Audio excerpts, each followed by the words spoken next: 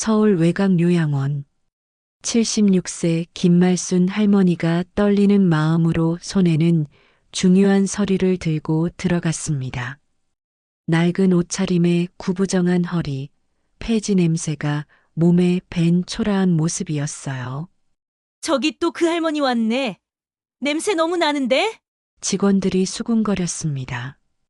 하지만 말수는 용기를 내어 서류를 박성우 원장에게 내밀었어요. 여기, 이 서류 좀 봐주세요. 성우는 서류를 보더니 얼굴을 찌푸리며 큰 소리쳤습니다.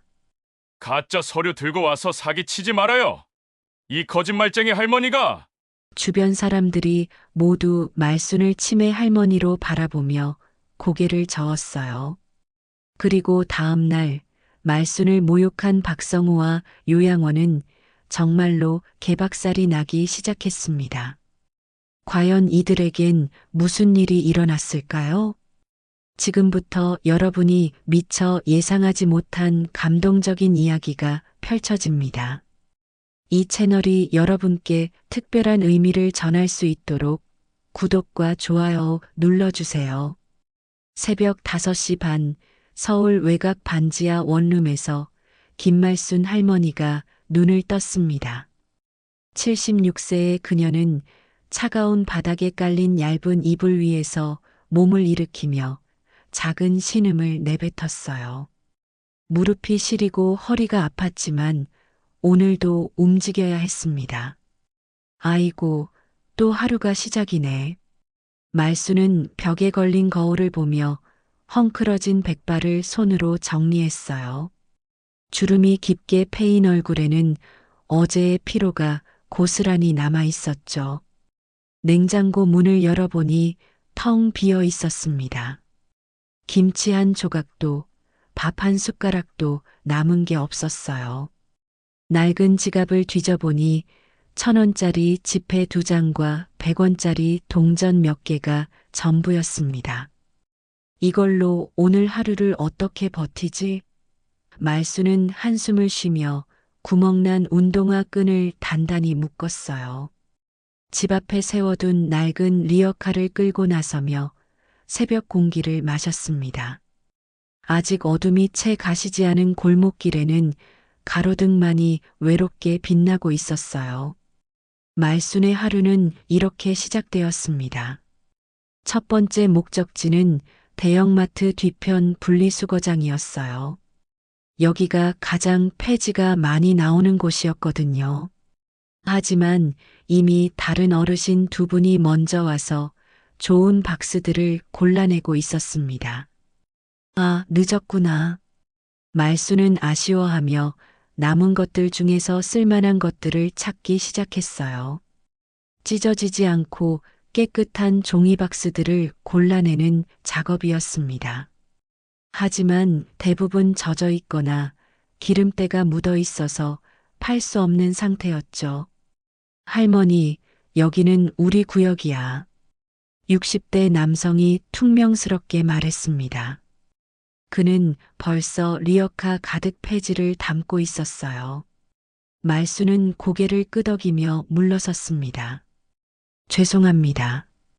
싸울 힘도 없었고 나이든 사람끼리 다툴 마음도 없었거든요. 두 번째로 향한 곳은 주택가 골목이었어요.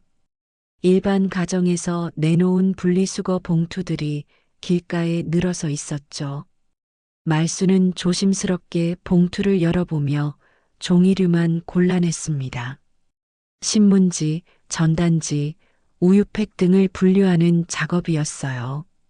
그런데 2층 집에서 한 아주머니가 창문을 열고 소리쳤습니다. 거기서 뭐 하세요? 남의 집 쓰레기 뒤지면 안 되죠. 목소리에는 짜증이 가득했어요. 말수는 깜짝 놀라며 고개를 숙였습니다. 죄송해요. 그냥 버리는 종이만. 하지만 아주머니는 더욱 화를 냈죠. 그래도 남의 집 앞에서 그런 짓 하면 어떡해요. 동네 망신이야. 창문이 쾅 하고 닫혔습니다. 말수는 서둘러 그 자리를 떠났어요. 가슴이 두근거리고 얼굴이 화끈거렸죠. 하지만 이런 일은 이미 익숙했습니다. 폐지를 줍는다는 것은 이런 모욕을 감수해야 하는 일이었거든요. 오전 9시 상가 뒷골목에 도착했습니다. 카페와 치킨집, 편의점에서 나온 포장 박스들이 쌓여 있었어요. 말수는 무릎을 꿇고 앉아서 박스들을 하나씩 펼쳐보며 분류했습니다. 기름때가 묻지 않은 깨끗한 것들만 골라내야 했거든요. 할머니, 여기서 뭐 하세요? 카페에서 나온 20대 여직원이 말순을 보며 얼굴을 찌푸렸어요. 예쁘게 화장한 얼굴에는 불쾌한 표정이 역력했죠. 손님들이 보면 안 좋잖아요. 빨리 치워주세요. 말수는 당황하며 벌떡 일어났습니다. 죄송합니다. 금방 갈게요. 서둘러 박스들을 리어카에 실으려고 했지만 손이 떨려서 자꾸 떨어뜨렸어요. 정말 보기 안 좋다니까요. 우리 가게 이미지 망치지 말고 빨리 가세요. 여직원의 날카로운 목소리에 말수는 더욱 당황했습니다. 박스를 떨어뜨리고 줍기를 반복하며 겨우 그 자리를 벗어날 수 있었어요. 뒤에서 들려오는 요즘 저런 할머니들이 너무 많아서 문제야라는 말소리가 가슴을 아프게 찔렀죠. 점심시간이 되자 배에서 꼬르륵 소리가 났습니다. 하지만 돈을 쓸 수는 없었어요. 저녁에 폐지를 팔고 나서야 뭔가 사 먹을 수 있었거든요. 말수는 공원의 벤치에 잠시 앉아서 쉬었습니다. 그때 초등학생들이 학교에서 돌아오는 길이었어요. 아이들은 말순을 보자마자 코를 막고 피했습니다. 저 할머니 냄새나. 한 아이가 큰 소리로 외쳤고 다른 아이들도 킥킥거리며 웃었어요. 우리 엄마가 저런 사람들은 더럽다고 가까이 가지 말라고 했어. 또 다른 아이의 말에 아이들은 더욱 멀리 돌아서 갔습니다. 말수는 자신도 모르게 옷을 내려다봤어요. 낡고 때가 탄 옷, 구멍난 운동화, 그리고 폐지 냄새가 밴손. 에휴, 늙으니 사람도 취급 못 받네. 말수는 속으로 중얼거리며 다시 일어났습니다. 오후 내내 이곳저곳을 돌아다니며 폐지를 모았어요. 해가 서쪽으로 기울어질 때까지 계속 걸었죠. 발바닥에는 물집이 잡혔고 어깨와 허리는 결릴대로 결렸습니다. 드디어 오후 5시 폐지 수거 업체에 도착했어요. 사장은 말순이 가져온 폐지를 대충 훑어보더니 저울에 올렸습니다. 할머니, 오늘은 별로네. 3,000원. 하루 종일 고생해서 3,000원이었습니다. 말수는 구겨진 지폐를 받으며 쓴웃음을 지었어요. 감사합니다. 이 돈으로 빵 하나와 우유 하나를 사면 오늘 하루는 버틸 수 있을 것 같았죠. 편의점에서 할인된 식빵 한 봉지를 샀습니다. 1,500원이었어요. 남은 1,500원으로는 작은 우유 하나를 샀죠. 이게 오늘의 전부였습니다. 저녁이 되자 말수는 근처 요양원 앞 벤치에 앉았어요. 요양원에서 나오는 따뜻한 불빛을 바라보며 빵을 조금씩 뜯어 먹었습니다. 창문 너머로 어르신들이 저녁 식사를 하는 모습이 보였어요. 따뜻한 밥과 반찬, 그리고 푸근한 분위기. 저런 곳에서 살 수 있다면 바로 그때였습니다. 요양원 원장 박성호가 현관문을 나서며 말순을 발견했어요. 52세의 그는 양복을 단정히 입고 있었지만 표정은 차가웠습니다. 또 저 지저분한 노인네가 여기 또 쓸쓸하게 앉아있네. 성호는 말순을 보며 혀를 찼어요. 여기저기 기웃거리지 말고 조용히 살면 안 될까? 요양원 이미지만 나빠진다고. 성호의 목소리에는 짜증과 경멸이 섞여 있었습니다. 말수는 작아지며 빵 부스러기를 털어냈어요. 성호는 고개를 저으며 자신의 승용차로 향했고 말수는 무거운 마음으로 벤치에서 일어났습니다.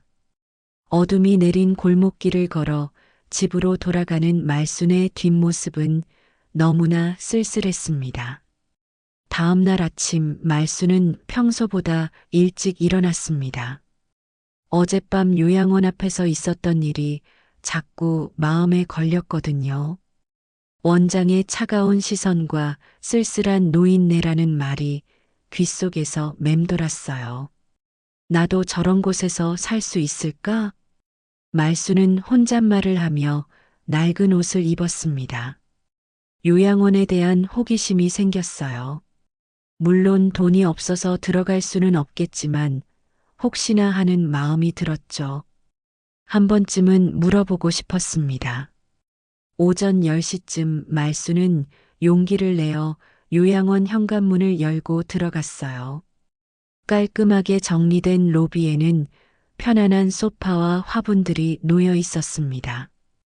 에어컨이 시원하게 틀어져 있어서 한여름 더위를 피할 수 있었죠. 어르신, 무슨 일로 오셨어요?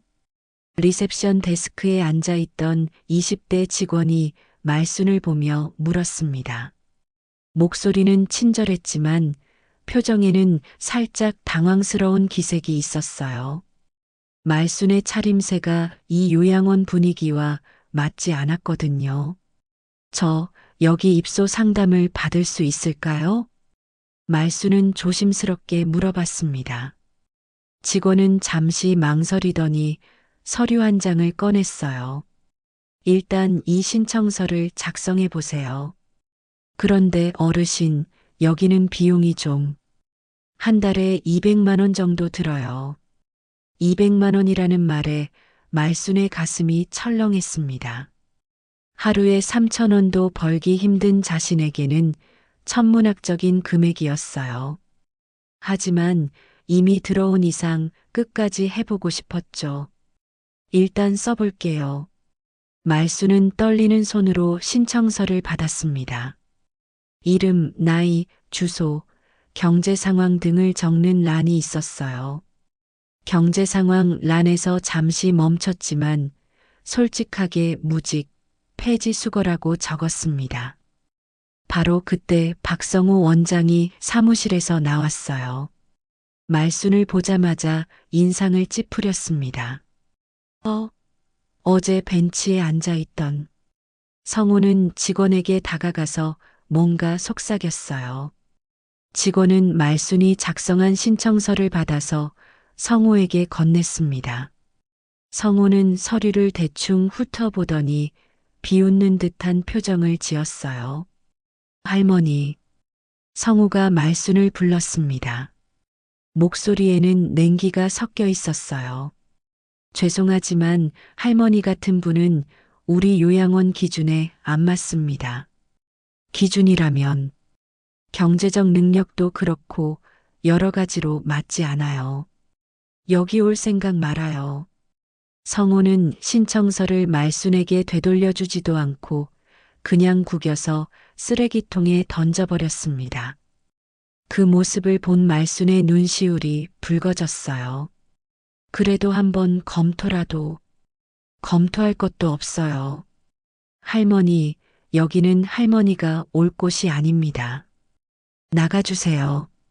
성호의 단호한 말투에 다른 직원들도 시선을 돌렸습니다. 로비에 있던 몇몇 어르신 가족들도 말순을 쳐다봤어요. 시선들이 따가웠습니다. 말순은 고개를 숙이며 요양원 밖으로 나왔습니다. 현관문이 닫히는 소리가 유난히 크게 들렸어요.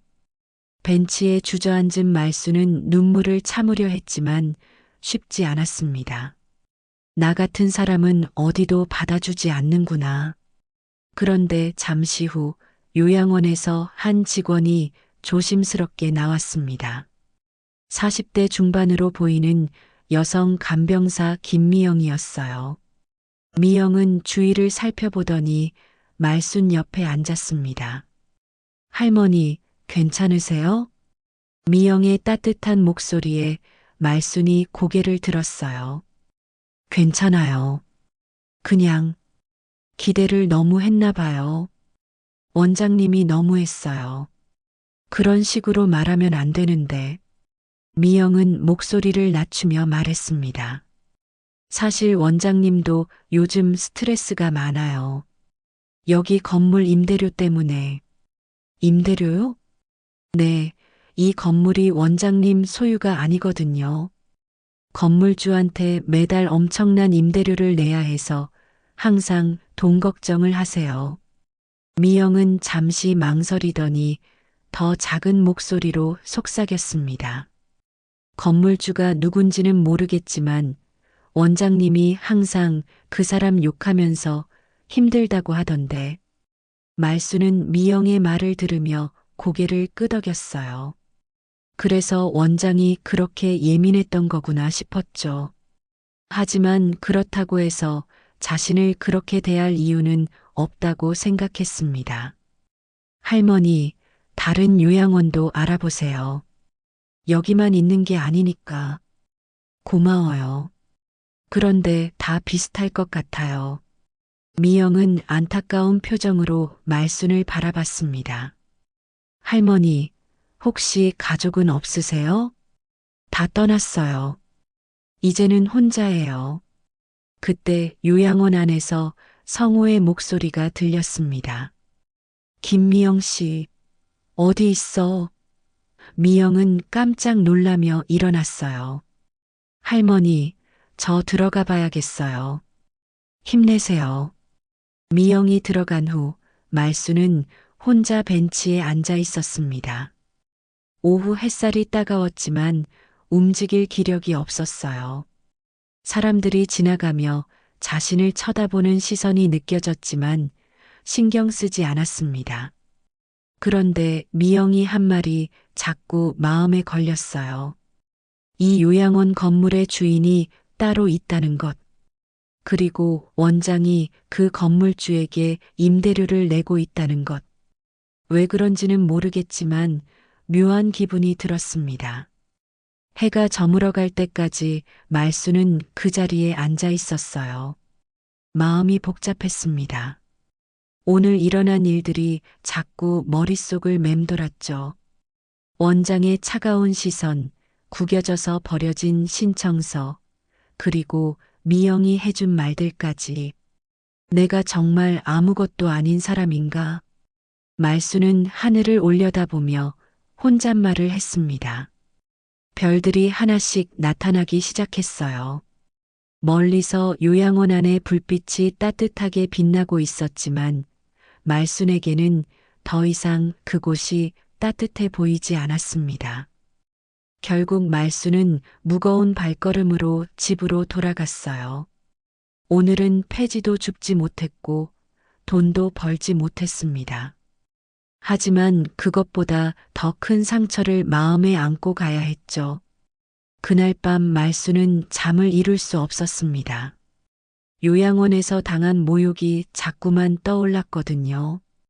원장이 자신의 신청서를 구겨서 쓰레기통에 던지던 모습, 그리고 할머니 같은 사람이 올 곳이 아니다라고 했던 차갑고 단호한 목소리까지.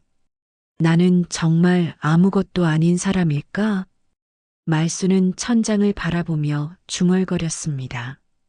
하지만 김미영이 했던 말이 자꾸 마음에 걸렸어요.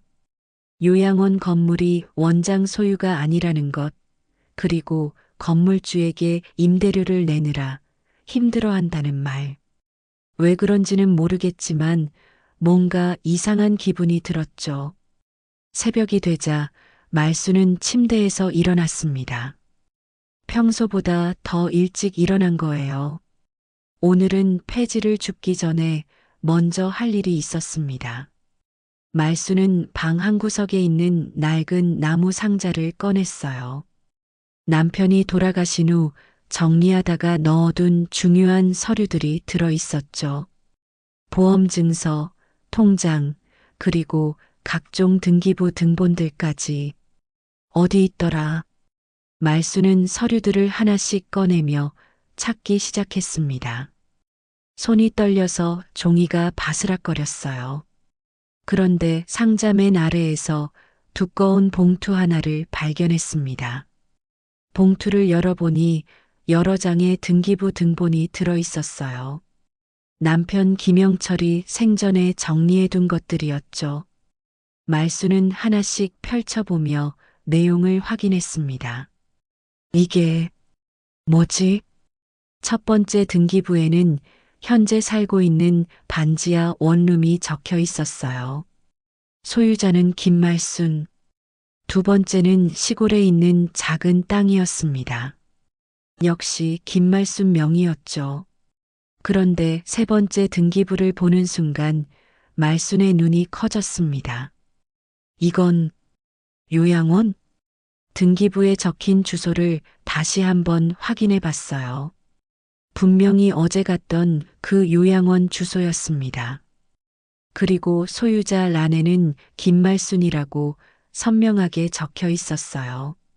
말순은 믿을 수 없다는 듯 등기부를 여러 번 읽어봤습니다. 이럴 리가. 남편이 언제 이런 걸 샀지? 기억을 되짚어 보니 남편이 돌아가기 몇 년 전에 나중을 위해서 투자를 하나 했다고 말했던 게 생각났어요. 그때는 무슨 말인지 몰랐습니다. 남편이 워낙 말이 없는 사람이었거든요. 그리고 남편이 갑자기 세상을 떠나는 바람에 자세한 이야기를 들을 수도 없었죠. 정말 내 것일까? 말수는 등기부의 발급 날짜를 확인해 봤어요. 5년 전이었습니다.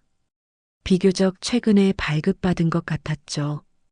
하지만 혼자서는 확신할 수 없었어요. 이런 일은 전문가에게 물어봐야 했습니다. 오전 9시 말수는 평소 폐지를 줍던 리어카 대신 중요한 서류들을 챙겨서 은행으로 향했습니다. 시내에 있는 큰 은행이었어요. 평소 같으면 이런 곳에 들어갈 엄두도 내지 못했을 텐데 오늘은 용기가 생겼습니다. 은행 로비에 들어서자 깔끔한 인테리어와 에어컨 바람이 말순을 맞았어요. 고객 상담 창구로 가려는데 경비원이 말순을 멈춰 세웠습니다. 할머니, 무슨 일로 오셨어요?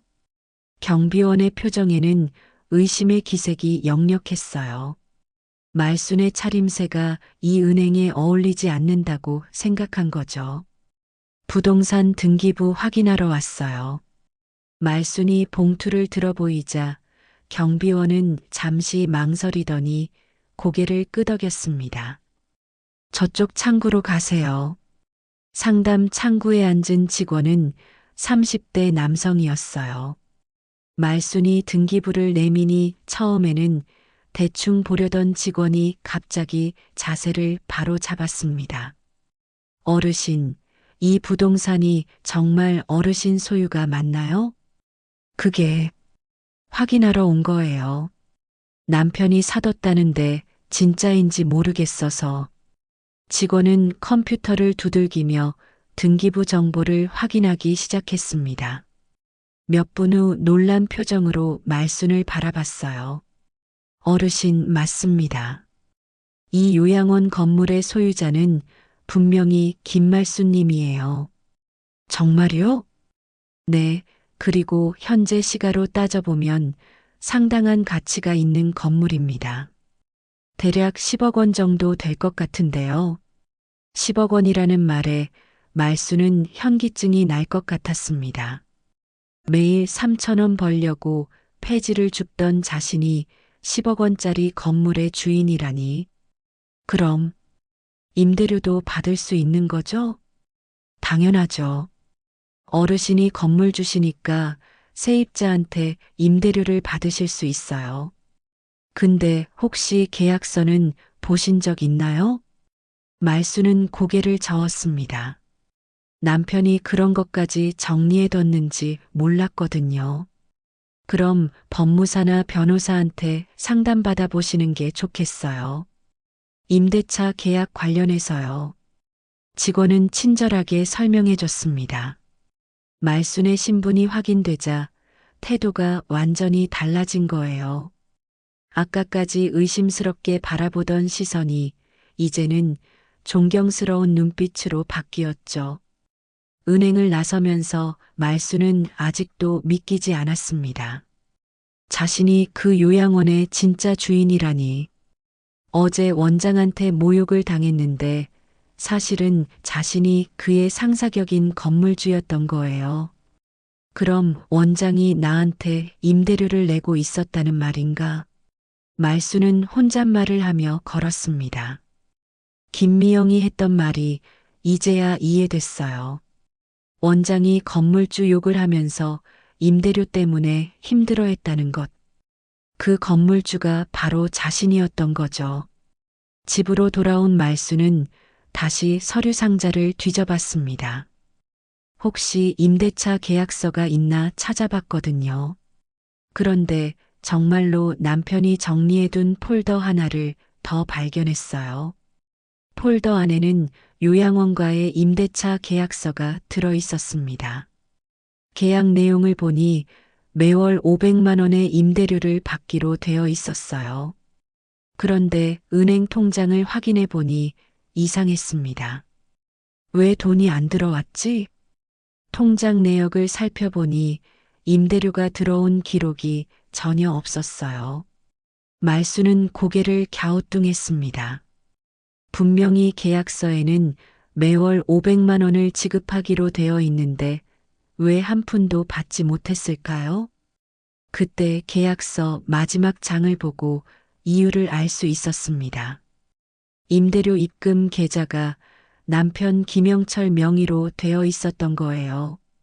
남편이 돌아가신 후 그 계좌는 동결되었을 테고 임대료는 그때부터 제대로 지급되지 않았을 거였죠. 그럼 밀린 임대료가 말순은 계산해 봤습니다. 남편이 돌아가신 지 3년. 매월 500만 원씩이면 벌써 1억 8천만 원이 밀렸네요. 이걸 어떻게 하지? 말순은 서류들을 다시 정리하며 생각에 잠겼습니다. 자신이 건물주라는 사실을 알았으니 이제 뭔가 조치를 취해야 했어요. 하지만 법적인 문제는 혼자 해결하기 어려웠습니다. 그런데 문득 예전 기억이 떠올랐어요. 자신이 초등학교 교사로 일할 때 가르쳤던 제자 중에 변호사가 된 아이가 있었죠. 장영수라는 아이였는데 참 똑똑하고 착했던 기억이 났습니다. 영수가 아직 기억할까? 말순은 예전 제자들 연락처가 적힌 낡은 수첩을 꺼냈어요. 다행히 장영수의 연락처가 남아 있었습니다. 비록 오래된 번호였지만 한번 연락해볼 가치는 있을 것 같았어요. 말순은 처음으로 희망을 품고 잠자리에 들었습니다. 내일은 영수에게 연락해보기로 했어요. 다음 날 아침 말순은 평소보다 일찍 일어나서 가장 깨끗한 옷을 골라 입었습니다.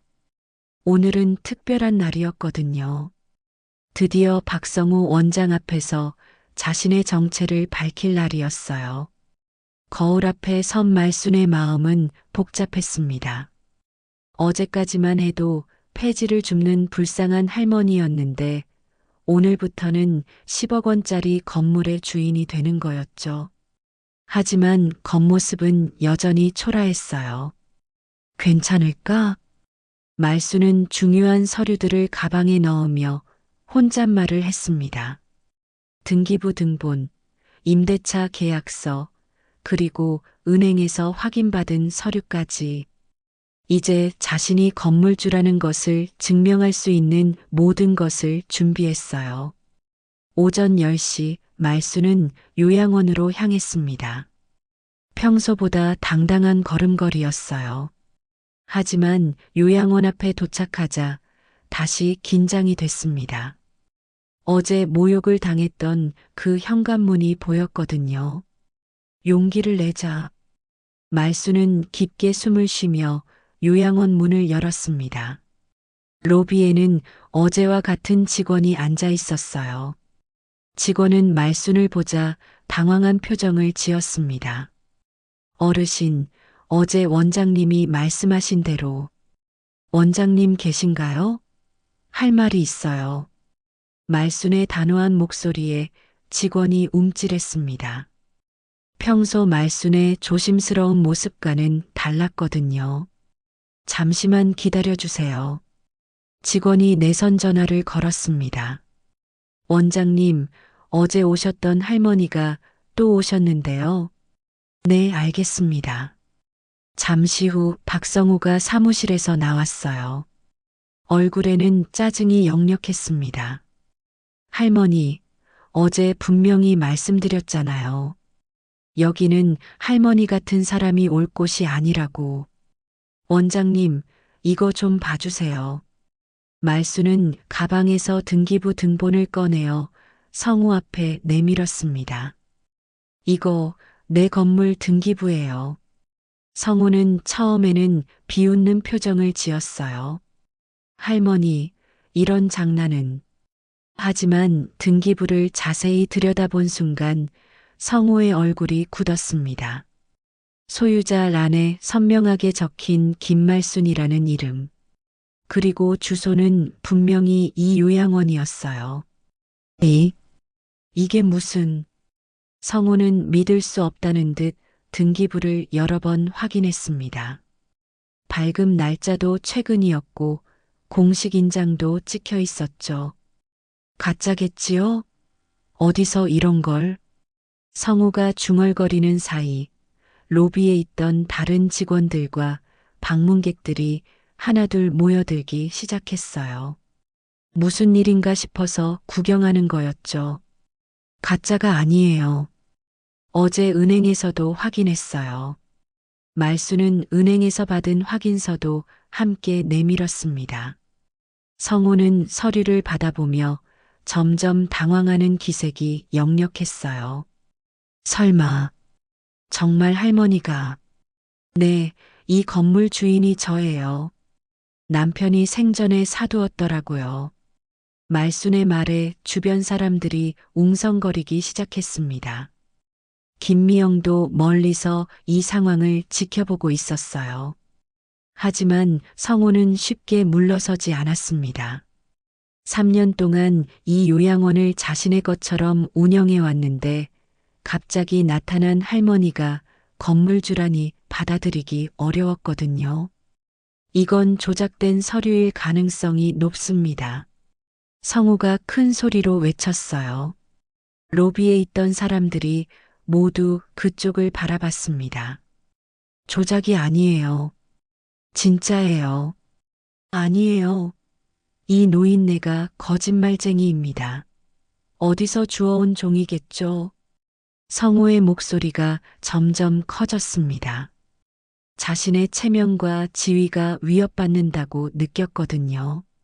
할머니, 이런 식으로 사기치시면 안 됩니다. 사기가 아니에요. 말순도 목소리를 높였습니다. 평생 얌전하게 살아온 말순이었지만 이번만큼은 물러설 수 없었어요. 여러분 보세요. 이 할머니가 우리 요양원 건물주라고 주장하고 있어요. 말이 됩니까? 성우는 주변 사람들을 향해 말했습니다. 사람들은 말순의 차림새를 보며 고개를 저었어요. 정말로 믿기 어려워 보였거든요. 폐지 줍는 할머니가 건물주라고? 한 방문객이 속삭였습니다. 아무래도 치매에 걸린 것 같아. 다른 사람이 대답했어요. 사람들의 시선과 수군거림에 말수는 위축될 뻔했습니다. 하지만 포기할 수 없었어요. 어제 당했던 모욕을 생각하니 끝까지 싸워야겠다는 마음이 들었죠. 정말이에요. 제가 이 건물 주인입니다. 증거를 가져와도 소용없어요. 누가 봐도 가짜잖아요. 성우는 계속해서 말순을 거짓말쟁이로 몰아갔습니다. 그러자 직원들도 성우의 편을 들기 시작했어요. 원장님 말씀이 맞는 것 같아요. 할머니가 착각하신 거 아닐까요? 사람들의 반응에 성우는 더욱 기세를 올렸습니다. 여러분, 이런 할머니 말을 믿으시겠어요? 상식적으로 생각해 보세요. 그때 김미영이 조심스럽게 다가왔어요. 원장님, 그래도 한번 확인해 보시는 게. 김미영 씨, 당신까지 이 할머니 편을 들 거야? 성우가 미영에게 화를 냈습니다. 미영은 깜짝 놀라며 물러섰어요. 할머니, 이제 그만 가세요.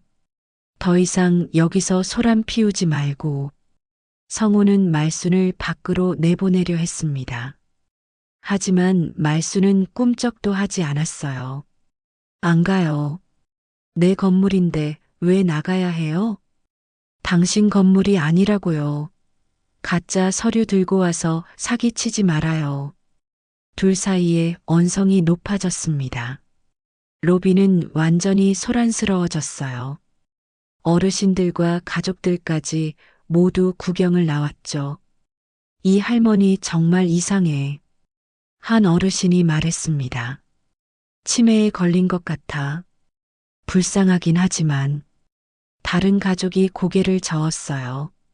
사람들의 반응을 본 성우는 더욱 자신감을 갖게 됐습니다. 할머니, 보세요.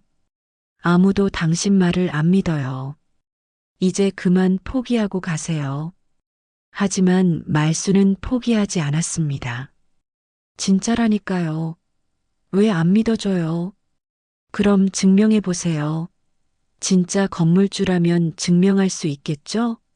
성우가 도전적으로 말했습니다.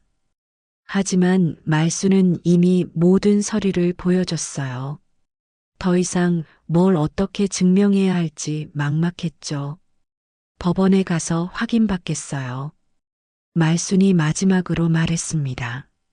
성우는 비웃으며 대답했어요. 좋아요. 법원에 가보세요. 거기서도 가짜라고 할 텐데. 결국 말순은 요양원을 나와야 했습니다. 사람들의 시선이 따가웠고 더 이상 버틸 힘이 없었거든요. 하지만 마음속으로는 다짐했어요. 꼭 증명해서 보여주겠어. 요양원에서 나온 말순은 벤치에 주저앉으며 눈물을 참았습니다. 분명히 진짜 서류를 보여줬는데 아무도 믿어주지 않았어요.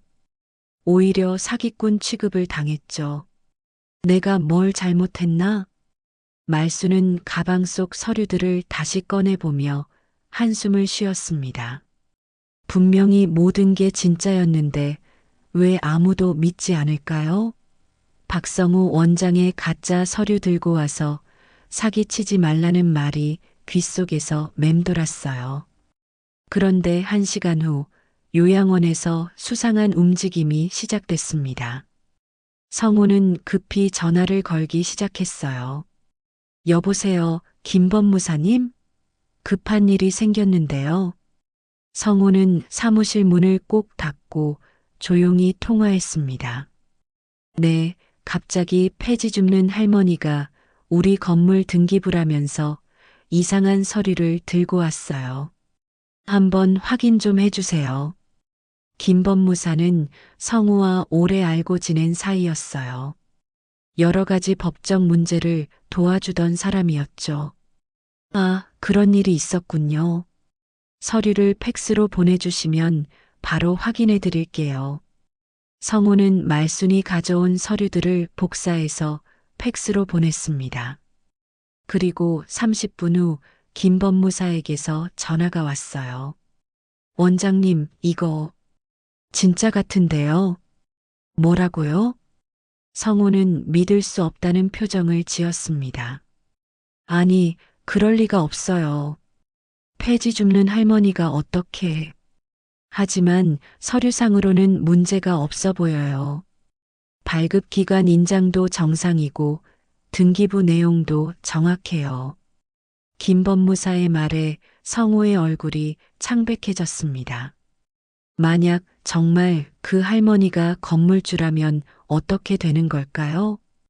그럼 정말 그 할머니가 건물 주인이라는 말인가요?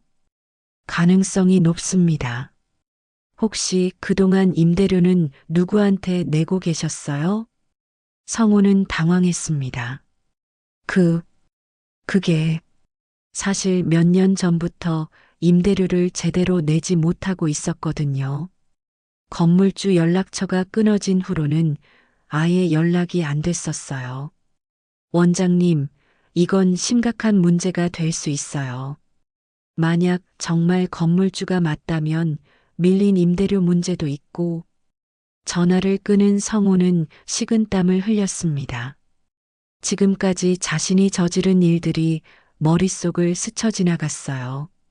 임대료를 제대로 내지 않은 것도 그렇고, 오늘 말순을 사기꾼으로 몰아간 것도 문제가 될 수 있었죠. 하지만 성우는 쉽게 포기하지 않았습니다. 이미 직원들과 입소자, 가족들 앞에서 말순을 거짓말쟁이로 만들어버렸거든요. 지금 와서 잘못됐다고 하면 자신의 체면이 말이 아니었어요. 어차피 늙고 아무것도 모르는 할망구니까 조금만 버티면 포기할 거야. 성우는 이렇게 생각하며 더욱 적극적으로 대응하기로 했습니다. 아예 말순이 치매에 걸린 할머니라는 소문을 퍼뜨리기로 한 거예요. 다음 날부터 성우의 작전이 시작됐습니다. 먼저 요양원 직원들에게 말했어요. 어제 온 할머니 말이야. 치매 증상이 있는 것 같아. 자꾸 이상한 소리를 하더라고. 정말요? 그래서 그런 말씀을 하신 거군요. 간병사들이 고개를 끄덕였습니다. 성우는 계속해서 말순을 치매 환자로 만들어갔어요.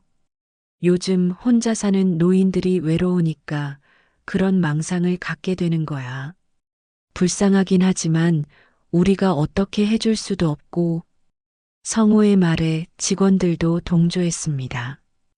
김미영만 혼자 불안한 표정을 지었지만 감히 반박하지는 못했어요. 그 다음에는 입소자, 가족들에게도 같은 이야기를 했습니다. 어제 어떤 할머니가 와서 이상한 말을 하고 갔어요. 치매에 걸리신 것 같던데 우리 건물이 자기 거라고 하더라고요. 아이고, 그런 일이 있었어요? 네, 요즘 혼자 사는 노인 문제가 심각해요. 외로우니까 그런 망상을 하게 되는 거죠. 가족들은 성우의 말을 그대로 믿었습니다. 누가 봐도 말순의 차림새로는 건물주라고 생각하기 어려웠거든요. 소문은 빠르게 퍼져나갔습니다. 요양원 주변 상인들도 이야기를 듣게 됐어요. 아, 그 폐지 줍는 할머니 말이야? 원래 좀 이상했어. 맞아. 요즘 치매 걸린 노인들이 많다더라. 동네 사람들까지 말순을 치매 할머니로 알게 됐습니다. 누구 하나 말순의 편을 들어주는 사람이 없었어요. 한편 말순은 이런 사실을 전혀 모르고 있었습니다. 집에서 장영수 변호사의 연락처를 찾아보고 있었거든요. 하지만 예전 번호라 연결이 안 됐어요. 어떻게 하지? 말순은 답답한 마음에 동네를 돌아다니며 장영수를 찾아보기로 했습니다. 혹시 동네 사람들이 알고 있을지도 모르니까요. 그런데 길에서 만난 사람들의 반응이 이상했어요. 할머니, 요즘 어디 아프신데 없어요? 한 아주머니가 걱정스러운 표정으로 물었습니다. 아픈데요? 별로 없는데요? 그래도 병원에 한번 가보세요. 요즘 치매 검사도 쉽게 받을 수 있다던데. 치매라는 말에 말순은 당황했습니다. 치매요? 왜 그런 말씀을? 하지만 아주머니는 이미 자리를 떠나고 있었어요. 다른 사람들도 비슷한 반응이었습니다. 할머니, 혼자 사시니까 외로우시죠? 그런데 이상한 생각은 하지 마세요. 할머니가 건물주라고? 아이고, 참.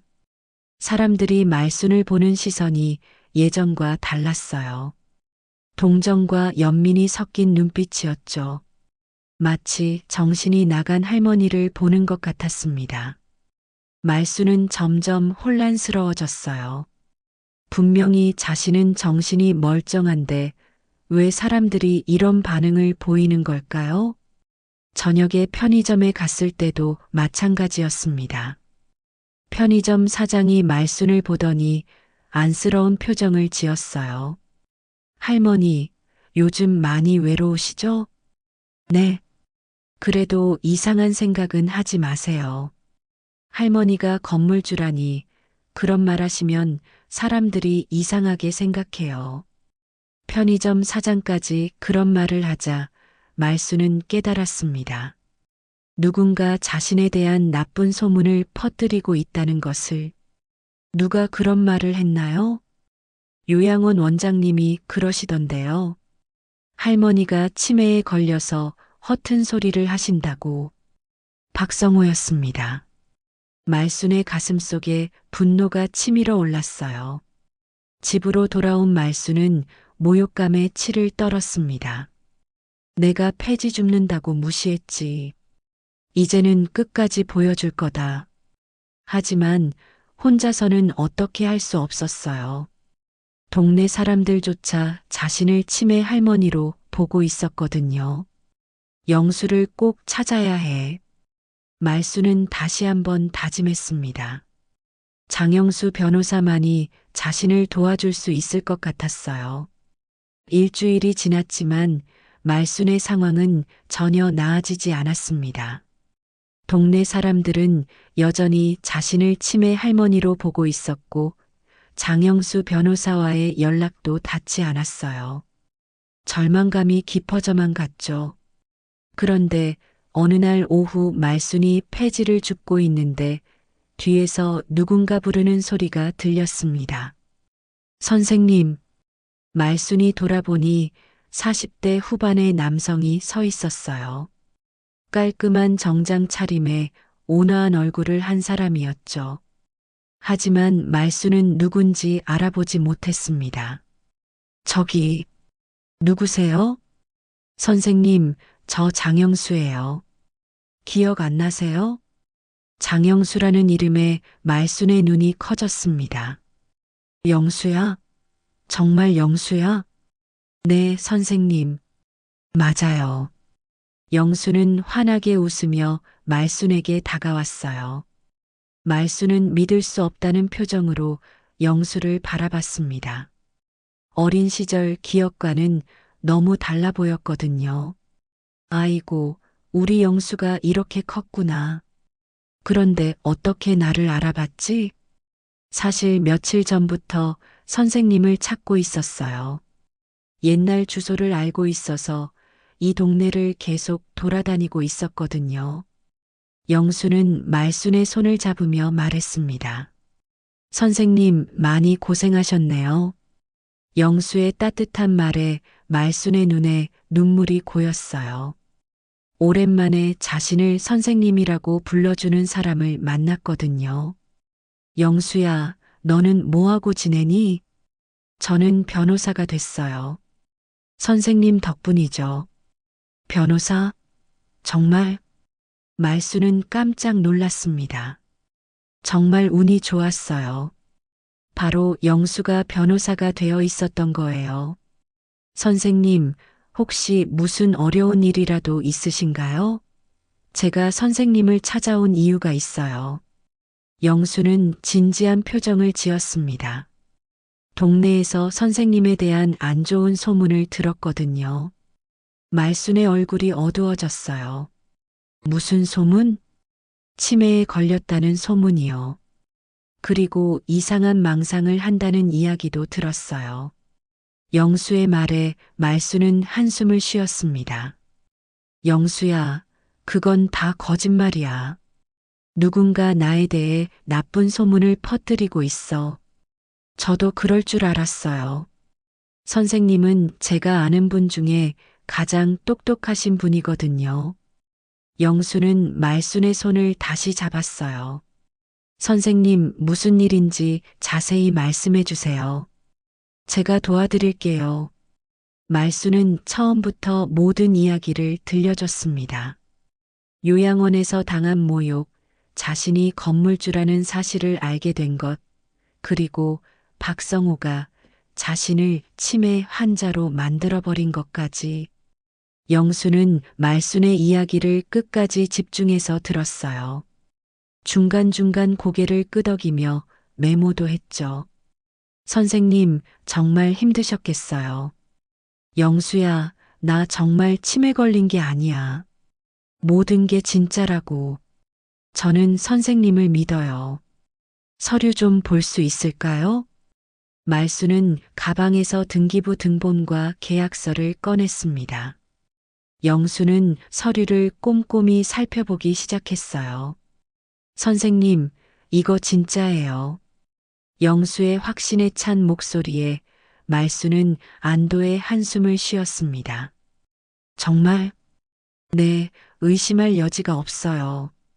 선생님이 그 요양원 건물의 합법적인 소유자입니다. 영수는 계약서도 자세히 검토했어요. 그런데 선생님, 밀린 임대료가 상당할 것 같은데요. 그것도 받을 수 있어? 당연하죠. 계약서에 명시된 대로 매월 500만 원씩, 3년이면 1억 8천만 원 정도가 밀렸네요. 1억 8천만 원이라는 말에 말순은 현기증을 느꼈습니다. 매일 3천 원 벌려고 고생하던 자신에게는 상상할 수도 없는 금액이었어요. 영수야, 정말 그렇게 많이? 네, 선생님. 이건 명백한 계약 위반이에요. 법적으로 충분히 청구할 수 있어요. 영수는 말순을 안심시키려 했습니다. 선생님, 이제 걱정하지 마세요. 제가 모든 걸 해결해 드릴게요. 고마워, 영수야. 그런데 내가 변호사비는? 선생님, 무슨 소리예요? 선생님이 저에게 해주신 것에 비하면 이건 아무것도 아니에요. 영수의 눈에도 눈물이 고였습니다. 선생님 기억하세요? 제가 초등학교 때 아버지를 잃고 너무 힘들어할 때 선생님이 매일 방과 후에 남아서 공부도 가르쳐 주시고 밥도 사주셨잖아요. 말순도 그때의 기억이 떠올랐어요. 영수는 정말 어려운 환경에서 자란 아이였는데 유난히 공부를 잘했죠. 선생님이 없었다면 제가 변호사가 될 수 없었어요. 선생님은 제 인생의 은인이세요. 영수야. 선생님, 이제 제가 선생님을 도와드릴 차례예요. 세상이 선생님을 몰라봤지만 제가 알아봅니다. 영수의 진심 어린 말에 말순은 비로소 눈물을 흘리기 시작했습니다. 내가 아직도 누군가에게 선생님이었구나. 오랜 세월 동안 자신은 아무짝에도 쓸모없는 사람이라고 생각해왔는데 영수 같은 제자가 자신을 기억하고 있었던 거예요. 선생님, 울지 마세요. 이제 모든 게 괜찮아질 거예요. 영수는 말순의 어깨를 토닥이며 위로했습니다. 내일부터 바로 법적 절차를 시작할게요. 영수야, 정말 고마워. 너 같은 제자가 있어서 내가 살아온 게 헛되지 않았구나. 선생님이 제게 가르쳐 주신 건 공부만이 아니었어요. 어려운 사람을 도와주는 마음, 끝까지 포기하지 않는 정신, 그런 것들이 지금의 저를 만들었어요. 영수는 말순의 손을 꽉 잡았습니다. 선생님, 이번에는 제가 선생님에게 그런 걸 보여드릴게요. 두 사람은 오랫동안 이야기를 나눴습니다. 지난 몇십 년간의 이야기들, 그리고 앞으로의 계획까지. 해가 저물어 갈 때까지 계속 대화했어요. 선생님, 내일 아침에 제 사무실로 오세요. 정식으로 사건을 접수하고 소장을 작성할게요. 영수야, 정말 이길 수 있을까? 물론이에요. 법은 정의로운 사람 편이에요. 그리고 선생님은 평생 정직하게 사셨잖아요. 영수의 확신에 찬 말에 말수는 용기를 얻었습니다. 드디어 자신을 도와줄 사람을 만났다는 안도감이 밀려왔어요. 선생님, 이제 당당하게 사세요. 선생님은 떳떳한 건물주예요. 그날 밤 말수는 오랜만에 편안한 잠을 잤습니다. 영수를 만난 것이 꿈만 같았지만 마음 한구석이 따뜻했어요. 다음 날 아침 말수는 평생 중 가장 떨리는 마음으로 장영수의 법무사무소를 찾았습니다. 깔끔한 사무실에는 장영수 법무법인이라는 간판이 걸려 있었어요. 선생님, 어서 오세요. 영수는 말순을 정중하게 맞이했습니다. 사무실 직원들도 모두 일어나서 인사를 드렸어요. 말순은 이런 대접을 받아본 게 언제인지 기억이 나지 않았습니다. 영수야, 정말 멋진 사무실이구나. 선생님 덕분이에요. 앉으세요. 영수는 말순을 위해 가장 편한 의자를 준비해뒀어요. 그리고 차도 정성스럽게 준비했죠. 선생님, 어젯밤에 선생님 사건을 자세히 검토해 봤어요. 영수는 두꺼운 파일을 꺼내며 말했습니다. 확실한 승소 사건이에요. 증거가 너무나 명확하거든요. 정말? 네, 등기부등본, 임대차 계약서, 은행 확인서까지 모든 게 완벽해요. 영수는 컴퓨터를 켜며 말순에게 화면을 보여줬습니다. 그리고 어젯밤에 더 조사해 봤는데 박성호 씨가 정말 문제가 많은 사람이더라고요. 화면에는 박성호에 대한 각종 정보가 나와 있었어요. 과거 다른 사업에서도 임대료를 제때 내지 않아 문제가 된 적이 여러 번 있었죠. 이 사람 상습범이네요. 선생님만 속인 게 아니에요. 말수는 영수의 말을 들으며 분노가 치밀어 올랐습니다. 자신뿐만 아니라 다른 사람들도 속였다니요. 영수야, 언제쯤 법원에 갈 수 있어? 빠르면 이번 주 안에 소장을 제출할 수 있어요. 그리고 한 달 정도 후에 첫 재판이 열릴 거예요. 영수는 말순의 손을 잡으며 안심시켰습니다. 선생님, 걱정하지 마세요. 저희가 이기는 게 당연해요. 한 달 후, 드디어 재판날이 왔습니다. 말순은 영수와 함께 법원으로 향했어요. 평생 법원에 가본 적이 없던 말순은 긴장되면서도 설렜습니다.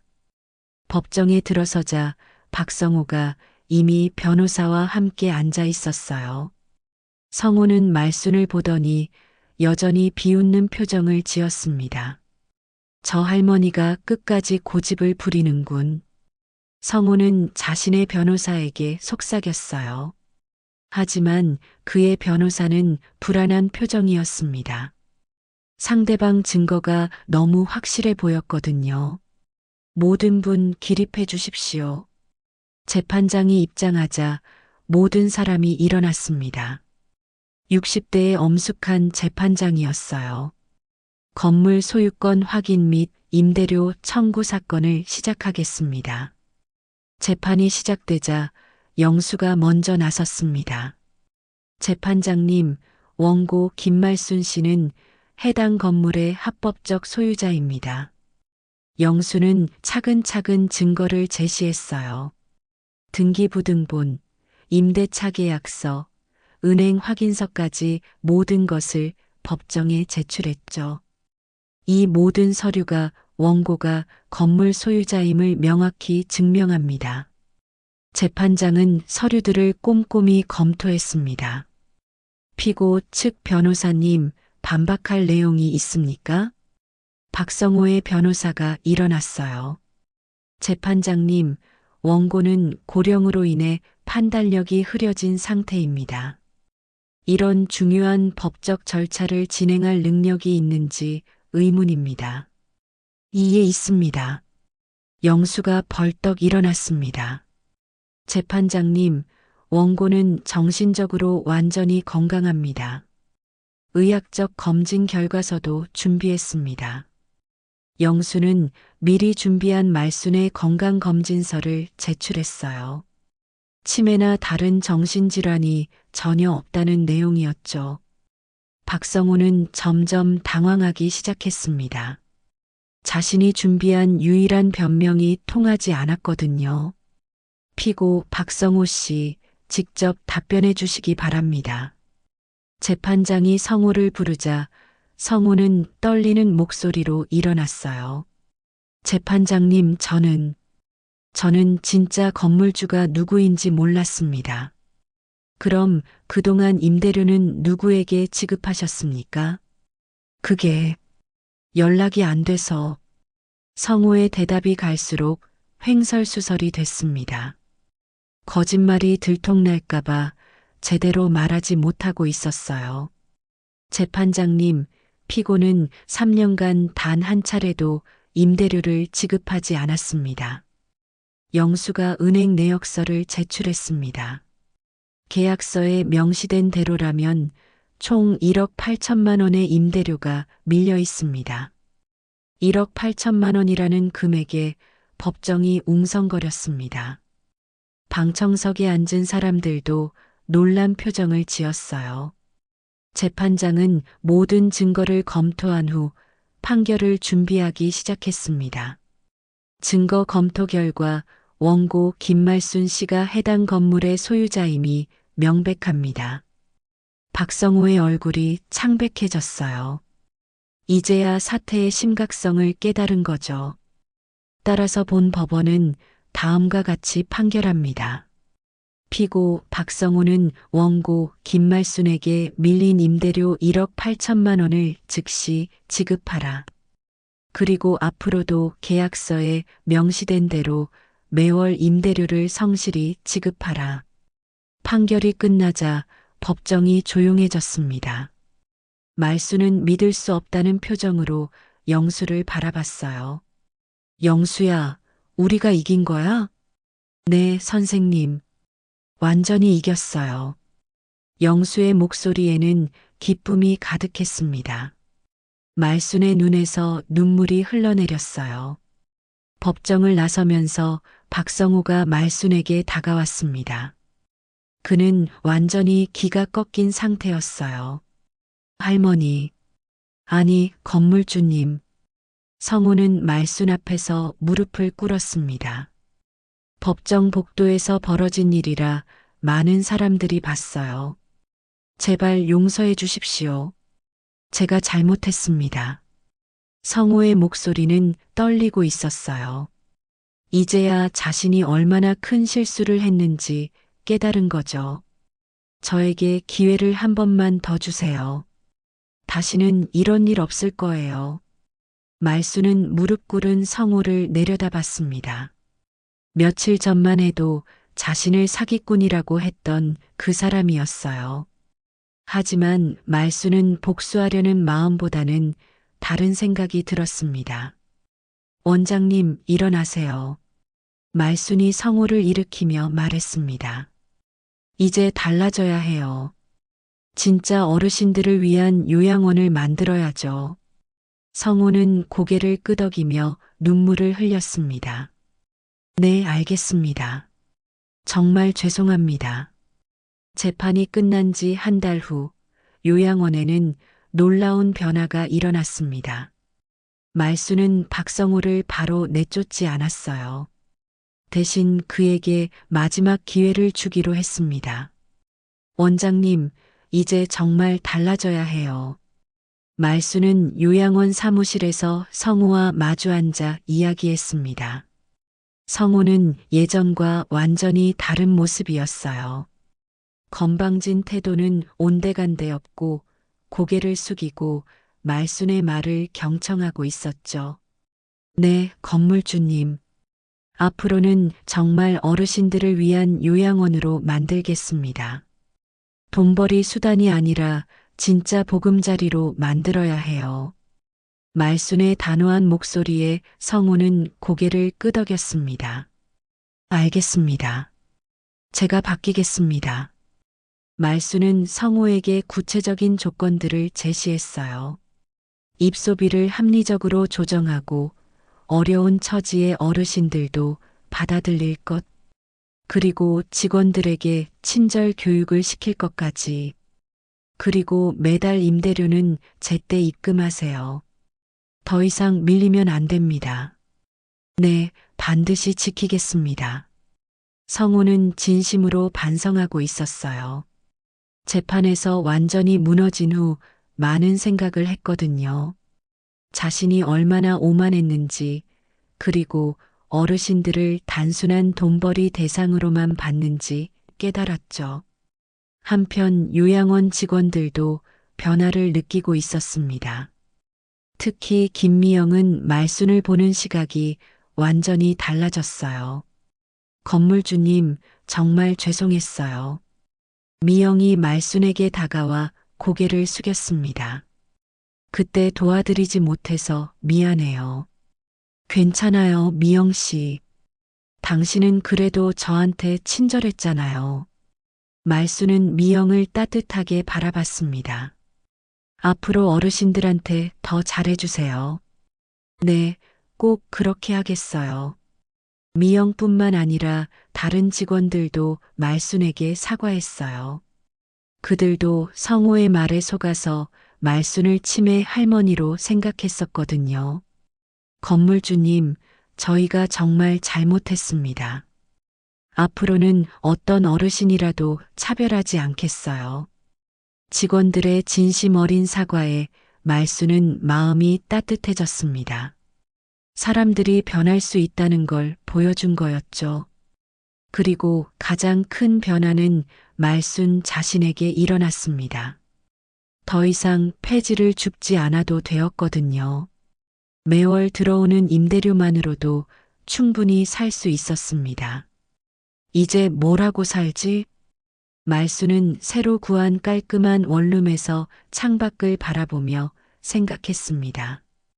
돈 걱정은 없어졌지만 뭔가 허전한 기분이었어요. 바로 그때 장영수가 찾아왔습니다. 선생님 어떠세요? 새 집은 마음에 드시죠? 응, 고마워 영수야. 그런데 좀 심심하네. 영수는 말순의 표정을 보며 무언가를 깨달았어요. 선생님, 봉사활동 같은 건 어떠세요? 봉사활동?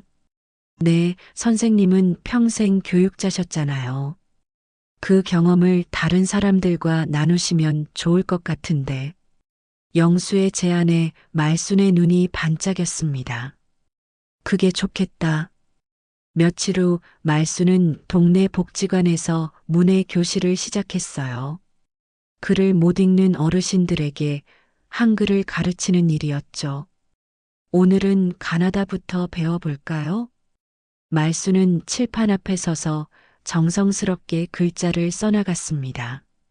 수강생들은 70대, 80대 어르신들이었어요. 어릴 때 학교에 못 다녀서 글을 모르는 분들이었죠. 선생님, 제 이름을 쓸 수 있을까요? 한 할아버지가 조심스럽게 물었습니다. 말순은 환하게 웃으며 대답했어요. 물론이죠. 천천히 가르쳐 드릴게요.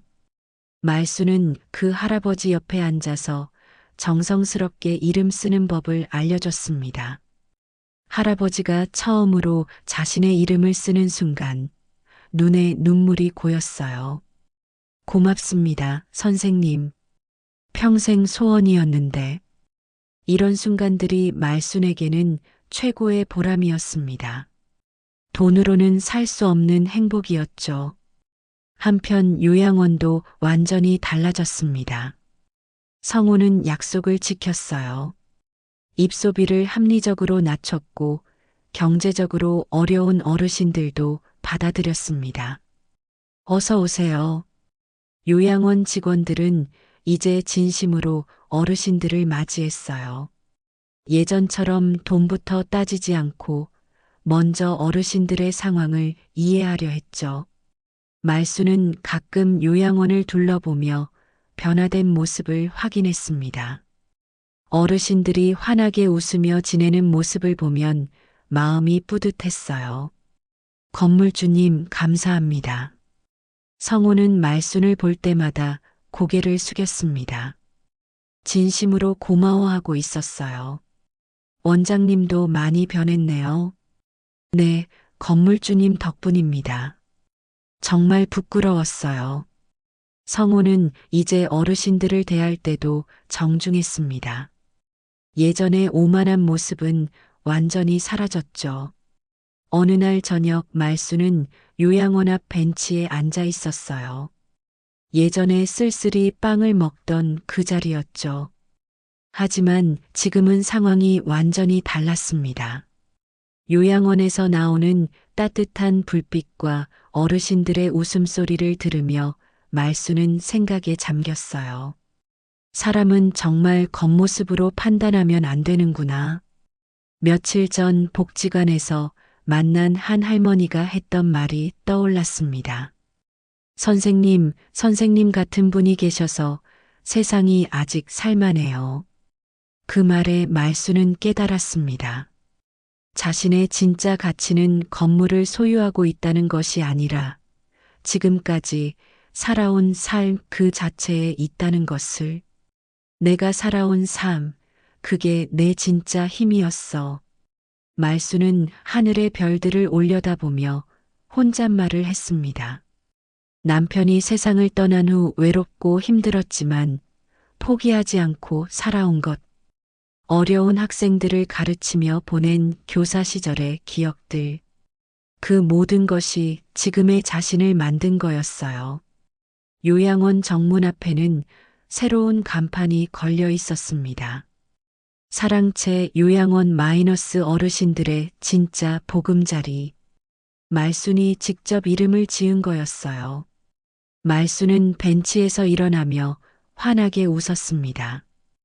폐지를 줍던 쓸쓸한 할머니는 이제 모든 사람들에게 존경받는 건물주이자 선생님이 되었어요. 하지만 가장 중요한 건 자신이 누구인지를 다시 찾았다는 것이었습니다. 밤하늘의 별빛 아래 말순의 얼굴에는 평화로운 미소가 떠올랐습니다. 오늘도 끝까지 시청해 주셔서 감사합니다. 오늘 이야기가 여러분 마음에 조금이나마 위로가 되셨다면 구독과 좋아요로 함께 해주세요. 곧 더 따뜻하고 좋은 사연으로 다시 인사드리겠습니다. 늘 평안한 하루 보내시길 바라며 감사합니다.